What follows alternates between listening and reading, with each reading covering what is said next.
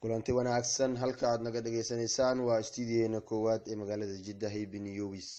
sida aad wararkeena hore ula socoteen waxaa magaalada Jowhar ee maamul goboleedka Hirshabelle gaaray wafdi ka socday boqortooyada qowmiyadda Eyle oo ay hogaaminayeen mas'uuliyiin sarsare wararkan ka helayna magaalada Jowhar ayaa waxa ay sheegayaan marka ay gaareen wufuudda in si diran loogu soo dhaweeyay magaaladaas isla markaana kulamo ay la qaateen qaar ka mid ah golaha dhaqanka iyo ururka dhalinyarada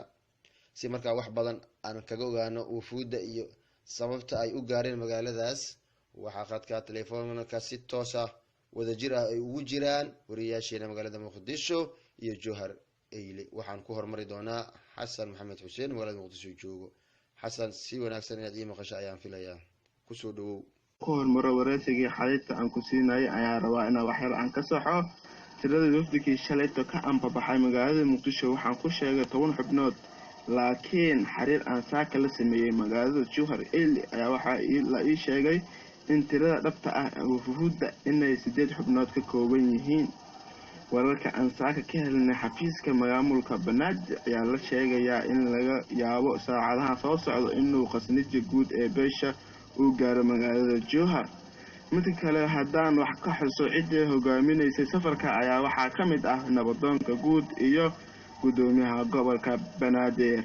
wixii warbixin intaas dheer waxaa kugu wareejinayaa wariyaheena magaalada Jowhar Cabdirashiid Sugo okay mahadsanid Xasan Maxamed Xuseen wariyaheena magaalada Muqdisho wariyaheena kale ee magaalada Jowhar Eyle Cabdirashiid waa ay maqashaa ayaan u maleeyaa adigana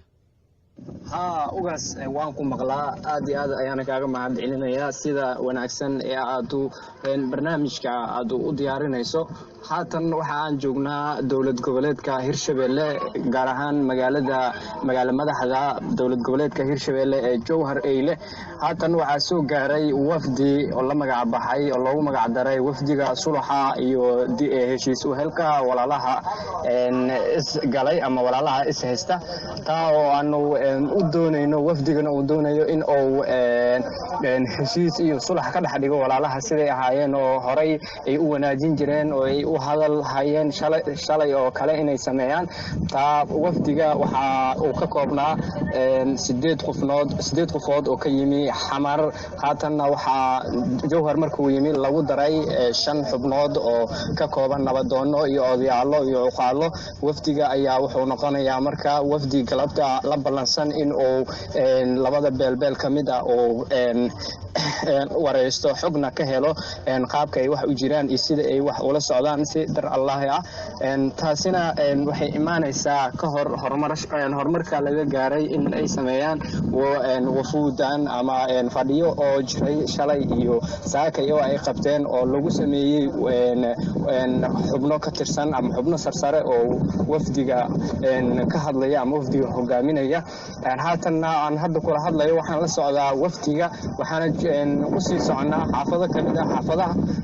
labada walaalood oo dhibka ka dhex jiro ayaanu doonaynaa inaanu ka soo wax u wareysano qaabka ay wax u jiraan iyo qaabka ay wax u soconayaan marka waa wax lagu faano ama wax aanu doonayno inaan wax ku qabano ilaahana ka rajaynaynaa inuu nagu soo guul